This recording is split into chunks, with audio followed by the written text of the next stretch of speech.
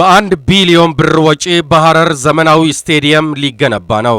በሐረሪ ክልል የስፖርት ልማት ዘርፉን ለማጎልበትና በመጪው ዓመት የሚከበረውን የብሔር ብሔረሰቦችና ሕዝቦች ቀንን በድምቀት ለማክበር 1 ቢሊዮን ብር በሚጠጋ ወጪ በሐረር ከተማ ዘመናዊ ስቴዲየም እንደሚገነባ የዞኑ ስፖርት ኮሚሽን ገልጿል። በዓሉን በድምቀት ለማክበር የክልሉ የብሔር ብሔረሰቦችና ሕዝቦች አስተባባሪ ምክር ቤትና ጽሕፈት ቤት ተቋቁሞ የዝግጅት ስራዎች መጀመራቸው ተመልክቷል። የክልሉ ስፖርት ኮሚሽን ኮሚሽነር አቶ አብዱልአዚዝ መሐመድ እንደገለጹት በከተማው ዲያስፖራ መንደር በተባለው አካባቢ የሚገነባው ዘመናዊ ስቴዲየም 50 ሺህ ተመልካች የመያዝ አቅም ይኖረዋል። የስቴዲየሙ ግንባታ ስራ በቀጣዩ የካቲት ወር እንደሚጀመርና በ10 ወራት ጊዜ ውስጥም የግንባታ ስራው 30 በመቶ ተጠናቆ የብሔር ብሔረሰቦች በዓልን በስቴዲየሙ ለማክበር መታቀዱ ተነግሯል። በግንባታ ስራው በክልሉ በጥቃቅንና አነስተኛ የተደራጁ በርካታ ማህበራትና ወጣቶች የስራ ዕድል በማግኘት የቴክኖሎጂ ልምድ ልውውጥ እንዲያደርጉ እድል ይፈጥራል ብለዋል። ዘመናዊ ስቴዲየም በከተማው መገንባቱ ሀገር አቀፍና ዓለም አቀፍ ውድድሮችን በማስተናገድ በክልሉ የሚከናወነውን የስፖርት ልማትና ተተኪ ወጣቶችን የማፍራት ስራን እንደሚያጎለብተው ገልጸዋል።